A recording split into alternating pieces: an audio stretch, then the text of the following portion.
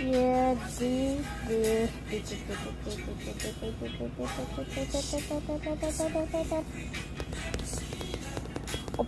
Oh!